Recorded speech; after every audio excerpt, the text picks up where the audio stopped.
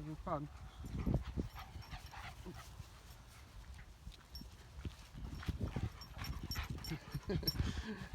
Doesn't want to play with your rocks. He's more interested. He's generally more interested in just sniffing. No, well, did you remember what I said when we started? The reason he was so difficult to train, right, is because the highest value reward for him is this. Yeah. I've never known a dog to be so interested in just sniffing. I mean, dogs. I mean, often when you find dogs that are more motivated by other things, well, it's a train, I suppose. Yeah. But this is more rewarding to him than fresh chicken or a flaming steak. This is more rewarding to him than any toy, any praise you can give him. This is what he will do. He doesn't even really care about running around. He just wants to go and sniff. But of course, when he did occasionally get on the scent, that's when you would struggle, because of course he would go wandering off. Absolutely, complete, single-minded, deaf to everything. And also the other thing is, because he can be dog reactive, it's very important that no matter what he's doing, you can still get his attention. Pug, come. Yes. Yeah. He's a good boy.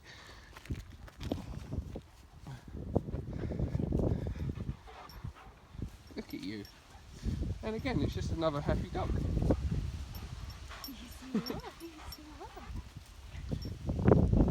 This is what makes me laugh when people say e-collared dogs are only responding because they're afraid, or only responding makes them worse. It just puts a blanket over it, stuff like that. Well, I suppose. Rocks! Yeah, with a crap e-collar or crap trading, yeah. But you have to just open your eyes and just have a look. Happy, off his lead, doing what Pug wants to do. This is the most rewarding thing for him in the world, is just being able to go around and sniff. Yeah, I mean, He did. I've stood there with a treat in my hand before as he's sniffing, and he just looks at me and he's like, no, this spell right now is more important. I mean, I know that he was probably quite good at set.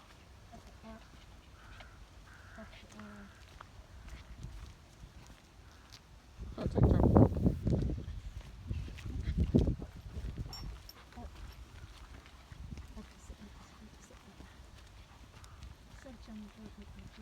Yeah, to be fair, he would. Yes, but because he's reactive, I didn't train him, because obviously for that he has to be off the lead. But this is what the e-collar will open up. It means he can go off the lead safely. So now I can actually put for someone. As an added temptation, we bought Roxy, who can be a pushy little mare, to push his buttons, and she's pushing and he's not pushing back, which is really cool.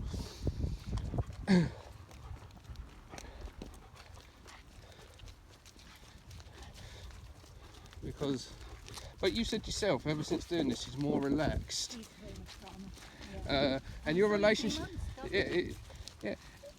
Again, that's another thing. 3 months. Yeah.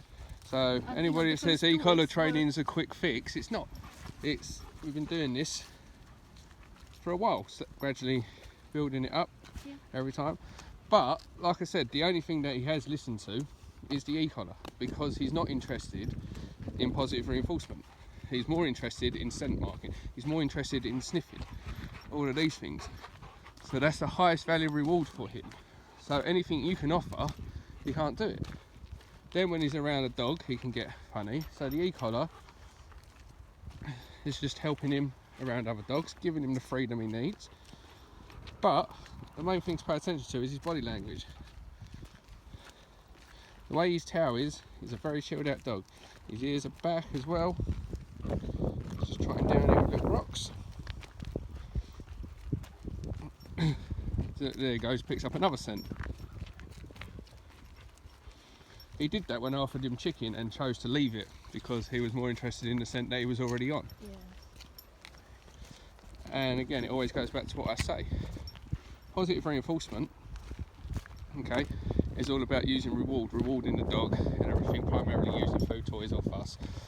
Right. But there's some things that a dog will find more rewarding than anything we can offer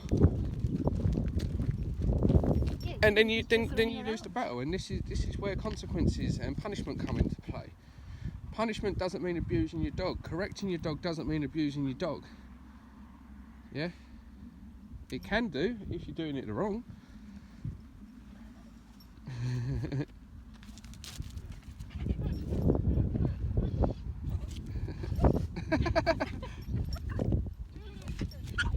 Rocks, enough. Come back. But again, because he's been coming on pack calls, because we've been constantly exposing him to other dogs, his threshold's doing. So I've got Roxy, who is a fearless little shite, right? But she'll listen to me when I need. Sorry, that sounds like she listens to me when I need her to. She listens to me all of the time, but she's great because she can push a dog's button. Yeah. But as soon as I get her to stop, like before, she can. And plus, she represents a more real. What do you want? It's your e-collar remote. Do you want to eat it? She represents a more realistic dog. Yeah. The only difference is she. Look at him. Rocks. Sit. Break. Yeah. Yeah. No, but he's happy.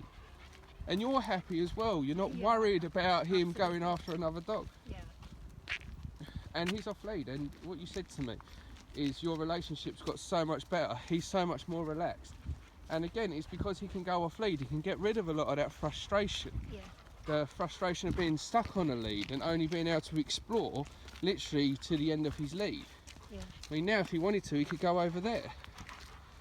And for the best part, he will stay by your side, but occasionally, if he gets a decent scent... He chooses, most of the time, he chooses to be just around. But it is when he gets on the scent, that's when he would go deaf. Yeah. But again, we cannot compete with what he finds rewarding. This is the most rewarding thing for him, off-lead freedom.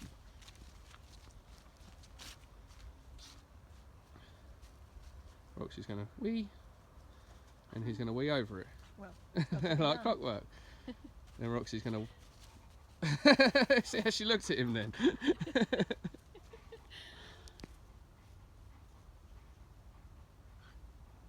But this is happiness.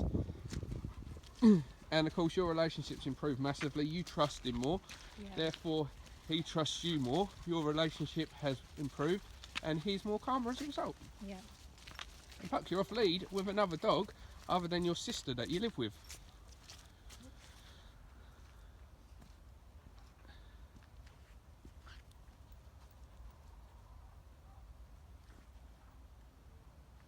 Like I said, we don't get to decide what's the most rewarding thing for the dog.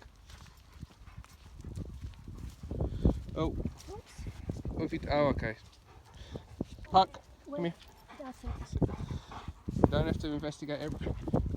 But he's even now listening without the e-collar. Oh yeah, yeah, absolutely. Which is, if you do e-collar training correctly, this is what, again, this is something that people will say a lot, is e-collars, the dog will only listen when it's on. And as soon as you take it off, the dog will revert back to its old self. No.